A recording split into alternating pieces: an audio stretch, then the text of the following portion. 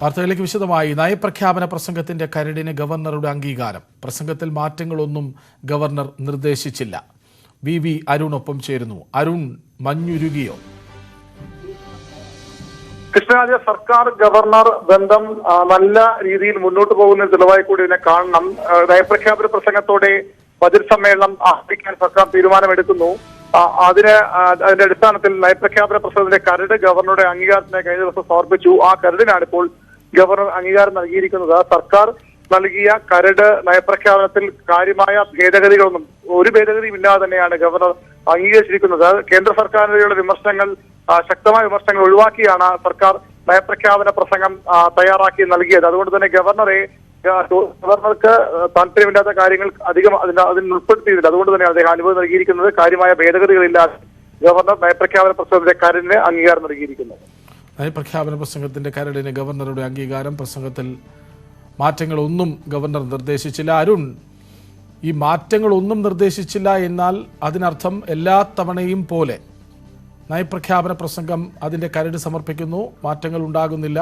ഇതിപ്പോൾ ഈ വിവാദ പശ്ചാത്തലത്തിലാണല്ലോ, സർക്കാരും ഗവർണറും രണ്ടു തട്ടിലെന്ന് തോന്നിപ്പിക്കുന്ന ഘട്ടത്തിലാണല്ലോ ഇത് വലിയ വാർത്തയാകുന്നത്. ഗവർണറെ ചൊടിപ്പിക്കുന്ന അല്ലെങ്കിൽ ഗവർണർക്ക് അഹിതമായ ഒന്നും നയപ്രഖ്യാപനത്തിന്റെ കരടിൽ ഉണ്ടാകരുതെന്ന ഒരു നിർദ്ദേശം മുഖ്യമന്ത്രി തന്നെ നൽകിയിരുന്നു. അതിന്റെ അടിസ്ഥാനത്തിലാണ് ഉപസമിതി കരട് മന്ത്രിസഭാ ഉപസമിതി പി രാജീവ് അധ്യക്ഷ ഉപസമിതി നയപ്രഖ്യാപന പ്രസംഗം തയ്യാറാക്കിയത്.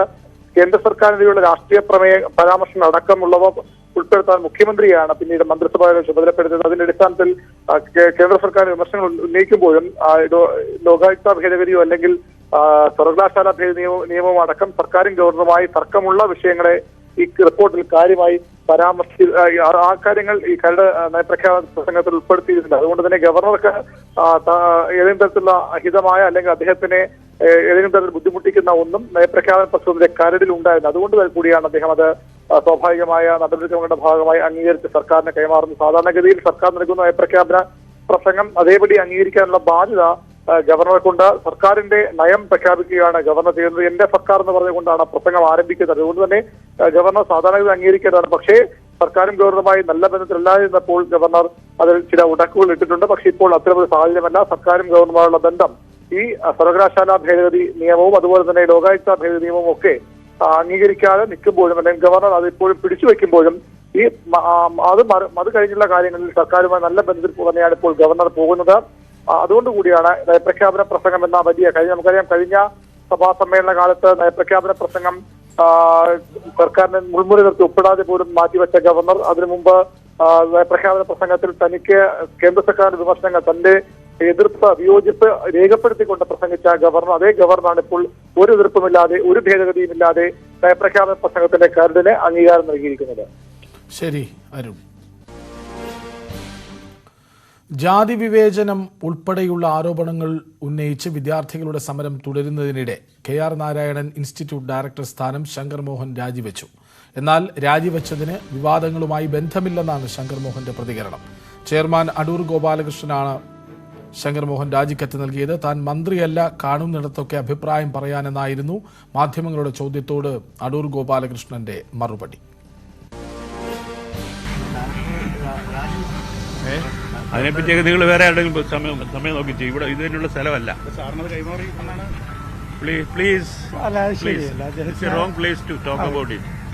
നമ്മൾ സന്ദർഭമുണ്ട് എല്ലാത്തിനും. അത് കളഞ്ഞിട്ട് വരരുത്. ഞാൻ മന്ത്രിയൊന്നും അല്ലല്ലോ, കാണുന്നിടത്ത് വെച്ചെല്ലാം പോയി അഭിപ്രായം പറയാനാണ്. അടൂർ ഗോപാലകൃഷ്ണൻ സർക്കാരുമായി ചർച്ച നടത്താതെ സമരം പിൻവലിക്കാനാവില്ലെന്നാണ് വിദ്യാർത്ഥികളുടെ പ്രതികരണം. സർക്കാരിൽ നിന്ന് അറിയിപ്പ് ലഭിച്ചിട്ടില്ലെന്നും സമരത്തിൽ ആവശ്യപ്പെട്ട മറ്റുറപ്പുകൾ പാലിക്കപ്പെടണമെന്നും വിദ്യാർത്ഥികൾ പറയുന്നു. ഞങ്ങൾക്ക് ഒഫീഷ്യലായിട്ട് ഇതുവരൊന്നും വന്നില്ല. രാജ്യമായിരുന്നു ഒരു ഡിമാൻഡ്, 12 ഡിമാൻഡുകൾ, ബാക്കി 11 ഡിമാൻഡുകളുടെ ഒരു അതിലോട്ടുള്ള ചർച്ചയ്ക്ക് അതിലുള്ള മീറ്റിങ്ങിനുള്ളൊരു കൺഫർമേഷനും ബാക്കി കാര്യങ്ങളൊക്കെ കിട്ടിക്കഴിഞ്ഞ് കഴിഞ്ഞാൽ ഞങ്ങളുടെ രാജി എന്നുള്ളതിൽ അതായത് നിങ്ങളുടെ സമരം ഒക്കെ അത് ക്ലാസ് തുടങ്ങണം എന്നുള്ളത് നിങ്ങളുടെ പ്രധാനപ്പെട്ട ഒരു ആവശ്യമാണല്ലോ. അതുകൊണ്ട് ഈ രാജിയോടുകൂടി ക്ലാസ് തുടങ്ങുന്ന ഒരു അന്തരീക്ഷത്തിലേക്ക് പോവുമോ അതോ? അത് പോവില്ല. കാര്യം എന്ന് വെച്ച് കഴിഞ്ഞാൽ ഇപ്പോൾ ഈ ഡയറക്ടർ വന്നതിന് ശേഷം നിയമിതരായപ്പെട്ട കുറേ അധ്യാപകരുണ്ട്. പിന്നെ ഇവർ റോൾ ഓവർ ചെയ്തിരിക്കുന്ന സിലബസ് ഉണ്ട്. ഞങ്ങൾക്ക് സിലബസുകൾ കിട്ടിയിട്ടില്ല, അക്കാഡമിക് കലണ്ടർ കിട്ടിയില്ല. അക്കാഡമിക്സ് മൊത്തത്തിൽ മോശമായിട്ടിരിക്കുകയാണ്. അപ്പോൾ അതിൻ്റെ ബൈലോകൾ ഇവർ മാറ്റി എഴുതിയിട്ടുണ്ട്. ഇവർക്ക് ഇഷ്ടമുള്ള ആൾക്കാരെ എടുത്തു വെക്കാൻ വേണ്ടി മാത്രം ബൈലോകൾ തിരുത്തിയിട്ടുണ്ട്. അപ്പോൾ അത് പ്രോപ്പറായിട്ട് അക്കാഡമിക് കൗൺസിൽ പിന്നെ ഞങ്ങളുടെ റെപ്രസെൻറ്റേഷനുകൾ അതെല്ലാം വെച്ചിട്ട് കൃത്യമായ ഒരു അക്കാഡമിക് ഇതിലോട്ട് പോകേണ്ടതുണ്ട്. അപ്പോൾ അത് കൃത്യമായ ഒരു ചർച്ച നടത്തി പക്ഷെ അത് റെസ്യൂം ചെയ്ത് കൊണ്ടുപോകുന്ന ഒരു അവസ്ഥ തന്നെയാണ്. എത്രയും പെട്ടെന്ന് ക്ലാസ്സുകൾ തുടങ്ങി മുന്നോട്ട് പോകാൻ പറ്റുന്ന ഒരു അവസ്ഥ തന്നെയാണ്. വിവരങ്ങളുമായി വി അരുൺ ജി ശ്രീജിത്തും ഒപ്പം ചേരും. ആദ്യം വി അരുണിലേക്ക്. അരുൺ, ആദ്യം ശങ്കർ മോഹന്റെ രാജിയെക്കുറിച്ച്. ശങ്കർ മോഹൻ മുഖ്യമന്ത്രിയുടെ ഓഫീസിൽ ശങ്കർ മോഹൻ രാജിക്കത്ത് എത്തിയിരിക്കുന്നു. അദ്ദേഹം കെയർ ബാലൻ ഇൻസ്റ്റിറ്റ്യൂട്ടിന്റെ ചെയർമാനായ അടൂർ ഗോപാലകൃഷ്ണൻ രാജിക്കത്ത് കൈമാറിയത്. അടൂർ ഗോപാലകൃഷ്ണൻ മുഖ്യമന്ത്രി ഓഫീസിൽ ആ രാജിക്കത്ത് എത്തിക്കുകയായിരുന്നു. ഉന്നത വിദ്യാഭ്യാസ മന്ത്രി ഓഫീസിലും രാജിക്കത്ത് ലഭിച്ചിട്ടുണ്ട്. മുഖ്യമന്ത്രി ഓഫീസ് തന്നെ ഇക്കാര്യം സ്ഥിരീകരിക്കുന്നു. ഏതായാലും അതിലൂടെ വിവാദങ്ങൾ അവസാനിപ്പിക്കാനുള്ള പ്രതീക്ഷയാണ് സർക്കാരിനുള്ളത്. തന്റെ കാലാവധി കഴിഞ്ഞ സാഹചര്യത്തിൽ നേരത്തെ തന്നെ രാജിക്ക് തയ്യാറായി, അല്ലെങ്കിൽ സ്ഥാനം ഒഴിയാൻ തയ്യാറായിരുന്നു. അതുകൊണ്ടാണ് ഈ ഒരു രാജിക്കത്ത് കൈമാറിയത്, അല്ലെങ്കിൽ ഏതെങ്കിലും തരത്തിൽ നടപടിയുടെ ഭാഗമല്ല എന്നാണ് ഡയറക്ടറുടെ വിശദീകരണം. പക്ഷേ അദ്ദേഹത്തിനെതിരെ കെ ജയകുമാർ കമ്മിറ്റിയുടെ അന്വേഷണ റിപ്പോർട്ടിൽ ഗുരുതരമായ പരാമർശം ഉണ്ടായിരുന്നു. വിദ്യാർത്ഥികളുടെ ആരോപണം, ജാതി വിവേചന ആരോപണമൊക്കെ അദ്ദേഹത്തിനെതിരെ ഉയർന്നു വന്നിരുന്നു. ആ ആരോപണങ്ങൾ ശരിവയ്ക്കുന്ന ഗുരുതരമായ കണ്ടെത്തൽ റിപ്പോർട്ട് കൂടി അദ്ദേഹത്തിനെതിരെ ഉണ്ട്. ആ പശ്ചാത്തലത്തിലാണ് അദ്ദേഹം രാജിവെച്ചൊഴിയുന്നതെന്ന് വ്യക്തമാണ്. പക്ഷേ അത് അംഗീകരിക്കാൻ അദ്ദേഹം ഇതുവരെ തയ്യാറായിട്ടില്ല. ഇന്ന് അദ്ദേഹം മാധ്യമങ്ങളെ കാണുന്നില്ല എന്നാണ് അറിയിച്ചിട്ടുള്ളത്. അരുൺ, ഒരു കാര്യം കൂടി, ഈ രാജി സമർപ്പിച്ചത് ചെയർമാൻ അടൂർ ഗോപാലകൃഷ്ണനാണല്ലോ. അദ്ദേഹം മാധ്യമങ്ങളോട് കൃത്യമായ മറുപടി പറയുന്നുമില്ല. അതായത് കാണുന്നിടത്തൊക്കെ വെച്ച് മറുപടി പറയാൻ ഞാൻ മന്ത്രിയല്ലല്ലോ എന്നാണ് പറയുന്നത്. സാഹചര്യം ഇതല്ലെന്നും പറയുന്നു. ഇതിനപ്പുറം മറുപടി പറയാൻ ഇനി സാഹചര്യം എവിടെയാണെന്ന ചോദ്യമുണ്ട്. എന്തുകൊണ്ട് അടൂർ ഗോപാലകൃഷ്ണൻ മറുപടി പറയുന്നില്ല? അടൂർ ഗോപാലകൃഷ്ണൻ ആദ്യം മുതൽ ഡയറക്ടറെ ന്യായീകരിക്കുന്ന ഒരു നിലപാടാണ് ഈ വിഷയത്തിൽ കൈക്കൊണ്ടത്. നമുക്ക് നൽകിയ പ്രത്യേക അഭിമുഖത്തിനും ഈ വിഷയത്തിൽ ആദ്യം പ്രതികരിച്ച നമ്മോടാണ്. അധികം മാധ്യമങ്ങൾ അതിനുശേഷം അദ്ദേഹം പ്രതികരിച്ചിട്ടുമില്ല. സമൂഹത്തിൽ പോലും ഇൻസ്റ്റിറ്റ്യൂട്ട് നടക്കുന്ന കാര്യങ്ങൾക്കെതിരെ വിദ്യാർത്ഥികളുടെ നിലപാടുകൾ തള്ളിക്കൊണ്ടാണ് അദ്ദേഹം രംഗത്ത് വന്നത്. ഡയറക്ടറെ പൂർണ്ണമായും ന്യായീകരിക്കുകയും ചെയ്തിരുന്നു. ആ നിലപാടിൽ അദ്ദേഹം ഉറച്ചു നിൽക്കുകയാണ്. ആ സാഹചര്യത്തിലാണ് അദ്ദേഹം മറ്റൊന്നും പറയാതെ മറുപടി പറയാതെ പോയത്. മറുപടി പറയാൻ താൻ മന്ത്രിയല്ല, മന്ത്രിമാർക്ക് മാത്രമാണ് ഇത്തരത്തിൽ കാര്യങ്ങളോട് മാധ്യമങ്ങളുടെ ചോദ്യങ്ങൾക്ക് മറുപടി പറയാനുള്ള ബാധ്യത എന്ന് ധരിപ്പിക്കുന്ന ഒരു പരാമർശമാണ്, വിചിത്രമായ ഒരു പരാമർശമാണ് അടൂർ ഗോപാലകൃഷ്ണൻ നടത്തിയത്. അദ്ദേഹത്തോട് മാധ്യമങ്ങൾ ചോദിച്ചത് ഇത്തരത്തിൽ രാജി ലഭിച്ചിട്ടുണ്ടോ എങ്കിൽ ഏത് സാഹചര്യത്തിൽ അദ്ദേഹം അല്ലെങ്കിൽ ഏത് സാഹചര്യത്തിൽ അദ്ദേഹം അവിടെ ഒഴിയുന്നത്, ഇതാണ് മാധ്യമ അദ്ദേഹത്തോട് ചോദിച്ചത്. അതിന് മറുപടി പറയാനുള്ള സഹിഷ്ണുത അടൂർ ഗോപാലകൃഷ്ണൻ കാട്ടിയില്ല എന്നാണ് ഏറ്റവും പ്രധാനപ്പെട്ട കാര്യം. മന്ത്രിമാർ മാത്രം ഇത്തരത്തിൽ മറുപടി പറഞ്ഞാൽ മതി. അത്തരം ബാധ്യസ്ഥർ മന്ത്രിമാർ മാത്രമാണ്. തന്നെപ്പോലുള്ള ആളുകൾക്ക് അതിനുള്ള ഉത്തരവാദിത്വമില്ല എന്ന ഒരു വിചിത്രമായ മറുപടിയാണ് അടൂർ ഗോപാലകൃഷ്ണന്റെ ഭാഗത്തുണ്ടായിരുന്നത് കൂടി ശ്രദ്ധേയമാണ്. ശരി, വി അരുൺ ജി ശ്രീജിത്തിലേക്ക്. ശ്രീജിത്ത്, അടൂർ ഗോപാലകൃഷ്ണൻ സർക്കാരുമായി വിഷയത്തിൽ ചർച്ച നടത്തും വരെ സമരം തുടരും, ഞങ്ങൾക്ക് അറിയിപ്പൊന്നും കിട്ടിയിട്ടില്ല, വിദ്യാർത്ഥികൾ എന്തു പറയുന്നു?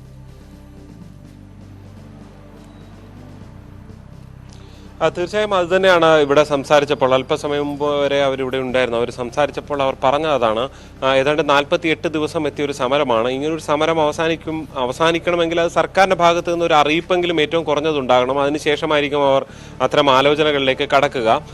അത്തരം ആലോചനകളിൽ തന്നെ 12 ആവശ്യങ്ങൾ അവർ മുന്നിൽ വെച്ചതിൽ ഏറ്റവും ആദ്യത്തെ ആവശ്യം നടപ്പായിരിക്കുന്നു. ഇനിയുള്ള വളരെ പ്രധാനപ്പെട്ട വിഷയങ്ങളാണ്. കാരണം അവരുടെ വിദ്യാഭ്യാസവുമായി ബന്ധപ്പെട്ട കരിക്കുലത്തിൽ വന്നിരിക്കുന്ന മാറ്റങ്ങൾ, കോഴ്സ് സ്ട്രക്ചർ അടക്കമുള്ള കാര്യങ്ങളിൽ വന്നിരിക്കുന്ന മാറ്റങ്ങൾ, ഇതെല്ലാം വളരെ പ്രധാനപ്പെട്ടതാണ്. അതുകൊണ്ട് തന്നെ അത്തരം വിഷയങ്ങളിൽ കൂടെ സർക്കാരിൻ്റെ ഒരു ഉറപ്പുണ്ടാകണം. അതിനൊരു നേരിട്ടിരുന്നുള്ള ഒരു ചർച്ച തന്നെ വേണ്ടി വരുമോ എന്നുള്ളത് തീർച്ചയായും കാത്തിരുന്ന് തന്നെ കാണേണ്ടതാണ്. പക്ഷേ വിദ്യാർത്ഥികളെ സംബന്ധിച്ച് ഉടൻ തന്നെ വിദ്യാഭ്യാസം ക്ലാസ്സുകൾ ആരംഭിക്കണം എന്നുള്ള ഒരു ആവശ്യം കൂടി അവരെ സംബന്ധിച്ചുണ്ട്. എന്തായാലും ഇതുവരെ ഔദ്യോഗികമായ യാതൊരു കൂടിക്കാഴ്ചകളോ അല്ലെങ്കിൽ അറിയിപ്പുകളോ ഒന്നും ലഭിക്കാത്ത സാഹചര്യത്തിൽ അത് ലഭിച്ച ശേഷമായിരിക്കും അത്തരം ചർച്ചകളിലേക്ക് കടക്കുകയും ഒരു തീരുമാനം ഉണ്ടാകുകയും ചെയ്യുക. എന്തായാലും ഇന്ന് വരെയാണ് ഈ കോളേജ് പൂർണ്ണമായും അടച്ചിട്ടുകൊണ്ട് കളക്ടർ ഉത്തരവിറക്കിയിരിക്കുന്നത്. ഇനി അത് തുടരുമോ എന്നുള്ളതും ഒരുപക്ഷെ വൈകുന്നേരത്തോടു കൂടി സർക്കാരിൻ്റെ അറിയിപ്പൊക്കെ ലഭിച്ച ശേഷമായിരിക്കും കളക്ടറുടെ ഭാഗത്തു നിന്നും അത്തരത്തിലൊരു അറിയിപ്പ് ഉണ്ടാകുക. എന്തായാലും മറ്റു വിഷയങ്ങളിൽ കൂടി ഒരു ചർച്ചകളൊക്കെ നടത്തിക്കൊണ്ട് മുന്നോട്ട് പോയി സമരം അവസാനിപ്പിച്ച് മുന്നോട്ട് പോകാനുള്ള സാധ്യത തന്നെയാണ് നിലനിൽക്കുന്നത്. കൃഷ്ണരാജ്, ഒരു കാര്യം കൂടി ശ്രീജിത്ത്, അതായത് താൻ രാജിവെച്ചത് വിവാദങ്ങളുമായി ബന്ധപ്പെട്ടല്ല, കാലാവധി തീർന്നതുകൊണ്ട് ഇറങ്ങിപ്പോകുന്നു എന്നാണ് ശങ്കർ മോഹൻ പറഞ്ഞത്. മറുവശത്ത് ശങ്കർ മോഹൻ ആർക്കാണോ രാജിക്കത്ത് സമർപ്പിച്ചത് അദ്ദേഹം പറയുന്നു മറുപടി പറയേണ്ട സാഹചര്യമല്ല ഇത്, ഓരോന്നിനും ഓരോ സാഹചര്യമുണ്ട്, അപ്പോൾ പറയും. ഞാൻ കാണുന്നിടത്തൊക്കെ വെച്ച് മറുപടി പറയാൻ മന്ത്രിയൊന്നുമല്ലല്ലോ എന്ന്. അങ്ങനെ പ്രതികരിക്കേണ്ട രണ്ടുപേർ കൃത്യമല്ലാത്ത പ്രതികരണം നടത്തുമ്പോൾ വിദ്യാർത്ഥികൾ അടങ്ങിയിരിക്കുമോ?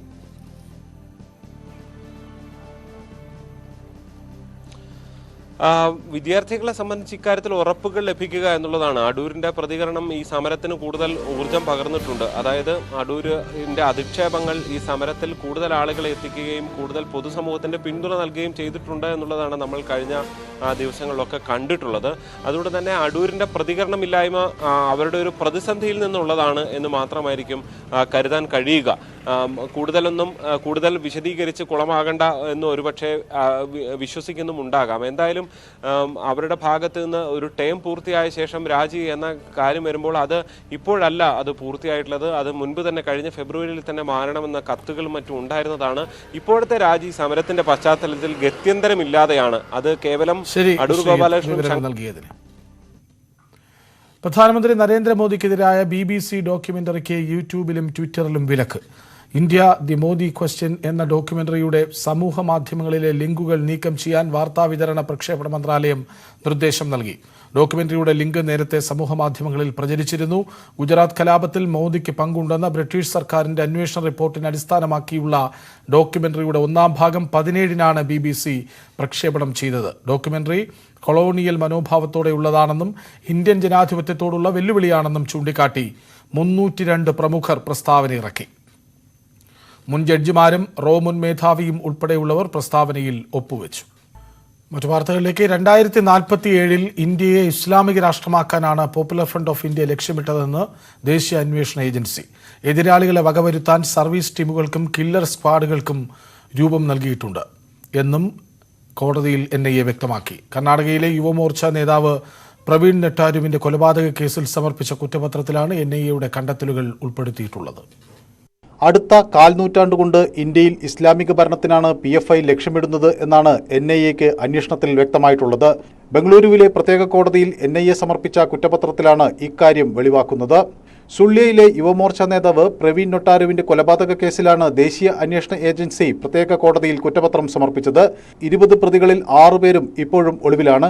പ്രതികൾക്കെതിരെ ഗൂഢാലോചന, ഇരുഭാഗങ്ങൾക്കിടയിൽ ശത്രുത വളർത്തൽ, കൊലപാതകം തുടങ്ങിയ കുറ്റങ്ങളാണ് ചുമത്തിയിരിക്കുന്നത്. ഇതുകൂടാതെ UAPA നിയമത്തിലെ വകുപ്പുകളും ചേർത്തിട്ടുണ്ട്. 2022 ജൂലൈയിലാണ് യുവമോർച്ചയുടെ ജില്ലാ കമ്മിറ്റി അംഗമായിരുന്ന പ്രവീണിന്റെ കൊലപാതകം നടന്നത്. മുതിർന്ന PFI നേതാക്കളുടെ നിർദ്ദേശപ്രകാരം പട്ടികയിലുള്ളവരെ ആക്രമിക്കുന്നതിനും കൊല്ലുന്നതിനും പ്രത്യേക ടീമുകൾ പരിശീലനം നടത്തിയെന്ന് കുറ്റപത്രം പറയുന്നു. ബംഗളൂരു, സുള്ളിയ ടൗൺ എന്നിവിടങ്ങളിലായി PFI അംഗങ്ങളുടെയും നേതാക്കളുടെയും യോഗങ്ങൾ ചേർന്ന് ഗൂഢാലോചന നടത്തി. ജില്ലാ സർവീസ് ടീം തലവൻ മുസ്തഫ ഒരു പ്രത്യേക സമുദായത്തെ തിരിച്ചറിയാനും ടാർഗറ്റ് ചെയ്യാനും നിർദ്ദേശിച്ചു. ഇതുപ്രകാരം 4 പേരെ കണ്ടെത്തി. അതിനുശേഷമാണ് കൊലപാതകം നടന്നതെന്നും കുറ്റപത്രം പറയുന്നു. National desk, news 18. ഇലന്തൂർ ഇരട്ട നിരവലി കേസിലെ രണ്ടാമത്തെ കുറ്റപത്രം പെരുമ്പാവൂർ കോടതിയിൽ സമർപ്പിച്ചു. റോസ്ലി വധക്കേസിൽ 3000 പേജുള്ള കുറ്റപത്രമാണ് കാലടി പോലീസ് സമർപ്പിച്ചത്. മുഹമ്മദ് ഷാഫി, ഭഗവത് സിംഗ്, ഭാര്യ ലൈല എന്നിവരാണ് പ്രതികൾ. 200 സാക്ഷികൾ, 130 അനുബന്ധ രേഖകൾ, കത്തി ഉൾപ്പെടെ 50ഓളം തൊണ്ടിമുതലുകളും ഹാജരാക്കി. കൊലക്കുറ്റത്തിന് പുറമെ മനുഷ്യക്കടത്ത്, ബലാത്സംഗം, ഗൂഢാലോചന, തട്ടിക്കൊണ്ടുപോകൽ, മോഷണം, തെളിവ് നശിപ്പിക്കൽ തുടങ്ങിയ വകുപ്പുകളും ചുമത്തിയിട്ടുണ്ട്. ധോണിയെ വിറപ്പിച്ച PT-7 പിടികൂടാനുള്ള ദൗത്യം താൽക്കാലികമായി നിർത്തിവച്ചു. PT-7 ഉൾക്കാട്ടിലേക്ക് കയറിയതാണ് പ്രതിസന്ധിയായത്. ദൗത്യം നാളെയും തുടരുമെന്ന് വനംവകുപ്പ് അറിയിച്ചു. ഇന്ന് രാവിലെ 5 മണിയോടുകൂടിയാണ് ദൗത്യം ആരംഭിച്ചത്.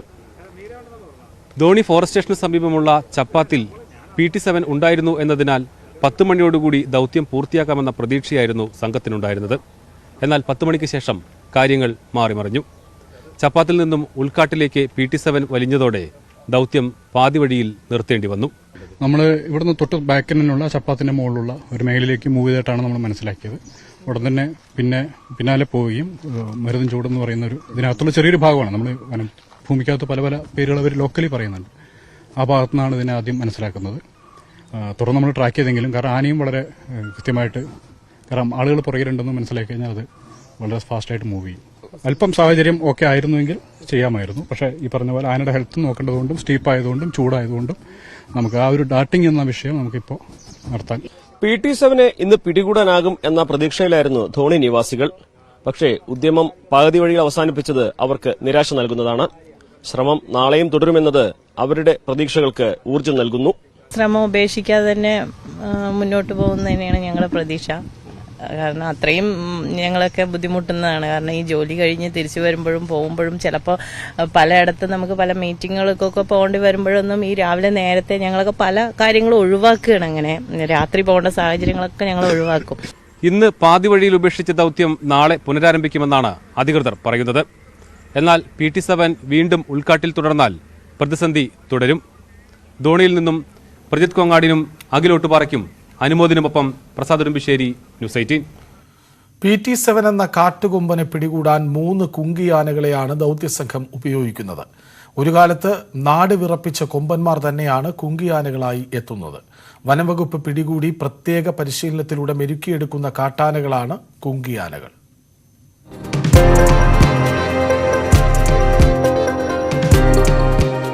ഇത് ഭരതൻ. ആദ്യത്തെ പേര് കല്ലൂർ കൊമ്പൻ. വയനാട് കല്ലൂർ എന്ന നാടിനെ വിറപ്പിച്ച് നടന്ന കാട്ടുകൊമ്പനെ 2016 വനം വകുപ്പ് പിടികൂടി മികച്ച പരിശീലനം നൽകി. അങ്ങനെ കല്ലൂർ കൊമ്പൻ ഭരതനായി.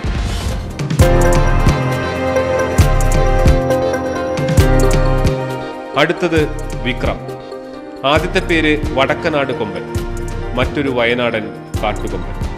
2017 വയനാട് പൊൻകുഴിയിൽ ഒരാളെ കുത്തിക്കൊലപ്പെടുത്തിയപ്പോൾ വനം വകുപ്പ് പിടികൂടിയത്.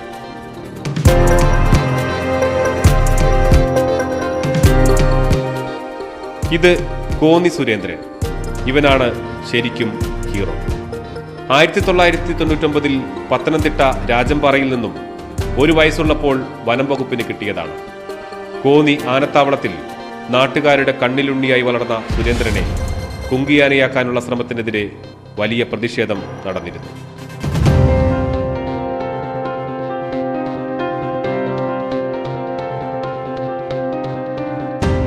നാട്ടുകാർക്കിവനെ തെച്ചിക്കോട്ടുകാവ് രാമചന്ദ്രനെ പോലെ നെറ്റിപ്പട്ടം കെട്ടിയ ഗജവീരനായി കാണാനായിരുന്നു ആഗ്രഹം. എന്നാൽ വനം വകുപ്പിന് മറ്റുള്ള കൊമ്പന്മാരെ ചട്ടം പഠിപ്പിക്കാൻ സുരേന്ദ്രനെ പോലെ ഒരാനയെ വേണമായിരുന്നു. അങ്ങനെ 2018 തമിഴ്നാട് മുതുമലയിൽ കൊണ്ടുപോയി പ്രത്യേക പരിശീലനത്തിലൂടെ കുങ്കിയാനയാക്കി. കഴിഞ്ഞ ദിവസം വയനാട്ടിൽ പിടിച്ച PM2 എന്ന കാട്ടാനയെ തളയ്ക്കാനും സുരേന്ദ്രൻ ഉണ്ടായിരുന്നു. ഭരതൻ, വിക്രം, സുരേന്ദ്രൻ, ഈ 3 പേരുമാണ് PT7 പിടിക്കാനുള്ള ദൗത്യത്തിന് ഒപ്പം നിൽക്കുന്ന കുങ്കിയാനകൾ. ദൗത്യത്തിനിടെ PT7 അനുസരണക്കേട് കാട്ടിയാൽ ഇവർ നോക്കിക്കോളും. നാളെ PT7 ഇവരിൽ ഒരംഗമായി അന്ന് നാട് വിറപ്പിക്കുന്ന കാട്ടുകൊമ്പനെ പിടികൂടാനിറങ്ങും. ക്യാമറമാൻ പ്രജിത് കൊങ്ങാടിനോടൊപ്പം പ്രസാദ് ഉടുമ്പിശ്ശേരി, ന്യൂസ് 18, പാലക്കാട്. ഗുരുതര കുറ്റകൃത്യങ്ങളിൽ പ്രതികളായ പോലീസുകാരുടെ വിവരങ്ങൾ ശേഖരിച്ച് സംസ്ഥാന പോലീസ് മേധാവി. ചൊവ്വാഴ്ച വൈകിട്ട് 5 മണിക്കുള്ളിൽ റിപ്പോർട്ട് നൽകാനാണ് യൂണിറ്റ് മേധാവികൾക്കുള്ള നിർദ്ദേശം. ക്രിമിനൽ പശ്ചാത്തലമുള്ളവർക്കെതിരായ നടപടി കടുപ്പിക്കുന്നതിന്റെ ഭാഗമായാണ് നടപടി. അതേസമയം ഓംപ്രകാശിന്റെ ഗുണ്ടാ സംഘത്തിൽപ്പെട്ട 3 പേർ തിരുവനന്തപുരത്ത് കോടതിയിൽ കീഴടങ്ങി. കൊല്ലം ആയൂരിൽ മകളോട് മോശമായി സംസാരിച്ച മദ്യപ സംഘത്തെ ചോദ്യം ചെയ്ത പിതാവിന് ക്രൂരമർദ്ദനം. തൊട്ടുപിന്നാലെ പിതാവിനെ തൂങ്ങി മരിച്ച നിലയിൽ കണ്ടെത്തി. ബുധനാഴ്ച വൈകുന്നേരം ട്യൂഷൻ ക്ലാസ്സിൽ നിന്നും മകളെയും കൂട്ടി വീട്ടിലേക്ക് വരികയായിരുന്നു അജയകുമാർ. വീടിന് സമീപത്ത് മദ്യവെച്ചുകൊണ്ടിരുന്ന 4 അംഗ സംഘം മകളെ അനാവശ്യം പറഞ്ഞു. മകളെ വീട്ടിൽ കൊണ്ടാക്കിയ ശേഷം മടങ്ങിയെത്തിയ അജയകുമാർ മദ്യപ സംഘത്തെ ചോദ്യം ചെയ്തു. ക്ഷുഭിതരായ സംഘം പിതാവിനെ അതിക്രൂരമായി മർദ്ദിച്ചു. അജയകുമാറിന്റെ മുഖത്തും കണ്ണിനും സാരമായി പരിക്കേറ്റു. മാനസികമായി തകർന്ന പിതാവിനെ തൊട്ടടുത്ത ദിവസം രാവിലെ 9 മണിയോടെ വീടിന് പിന്നിലെ ഷെഡിൽ തൂങ്ങി മരിച്ച നിലയിൽ കണ്ടെത്തുകയായിരുന്നു. അസ്വാഭാവിക മരണത്തിന് കേസെടുത്ത പോലീസ് അന്വേഷണം തുടരുന്നു. പോലീസിനെ ഫോണിൽ വിളിച്ച് മരണമൊഴി നൽകിയ ശേഷം യുവാവ് ആത്മഹത്യ ചെയ്തു. വെങ്ങാനൂർ സ്വദേശി അമൽജിത്താണ് വീടിനുള്ളിൽ തൂങ്ങി മരിച്ചത്. തൊടുപുഴ പോലീസ് കള്ളക്കേസിൽ കുടുക്കി റിമാൻഡ് ചെയ്തു എന്ന് പറഞ്ഞ ശേഷമായിരുന്നു ആത്മഹത്യ. അതേസമയം തൊടുപുഴയിൽ അയൽവാസിയെ വെട്ടിപ്പരിക്കേൽപ്പിച്ചതിന് അമലിനെതിരെ കേസെടുത്തിരുന്നുവെന്ന് തൊടുപുഴ പോലീസ് അറിയിച്ചു. MDMAയുമായി എക്സൈസ് പിടികൂടിയ പ്രതിയുടെ അമ്മയെ തൂങ്ങി മരിച്ച നിലയിൽ കണ്ടെത്തി. ശാന്തിപുരം ഷൈനി കോട്ടേജിൽ ഗ്രേസി ക്ലമന്റാണ് തൂങ്ങി മരിച്ചത്. ഇന്നലെയാണ് ഇവരുടെ മകൻ ഷൈനോ ക്ലമന്റിനെ തിരുവനന്തപുരം എക്സൈസ് സംഘം MDMAയുമായി പിടികൂടിയത്.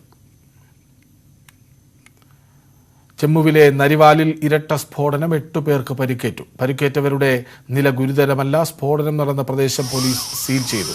ഉന്നത പോലീസ് ഉദ്യോഗസ്ഥർ സ്ഥലം സന്ദർശിച്ചു. ഭീകരാക്രമണമാണെന്ന് ജമ്മു കശ്മീർ ADGP മുകേഷ് സിംഗ് പറഞ്ഞു.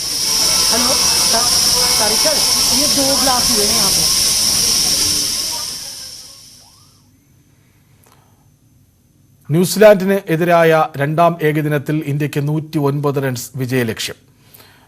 ടോസ് നഷ്ടപ്പെട്ട് ബാറ്റിംഗിനിറങ്ങിയ ന്യൂസിലാൻഡിന് വേണ്ടി ഗ്ലെൻ ഫിലിപ്സും മിക്കൽ ബ്രൈസ്വെല്ലും മിച്ചൽ സാറ്റ്നറും മാത്രമാണ് ഭേദപ്പെട്ട ബാറ്റിംഗ് പ്രകടനം പുറത്തെടുത്തത്. 7 പേർ 2 അക്കം കാണാതെ പുറത്തായി.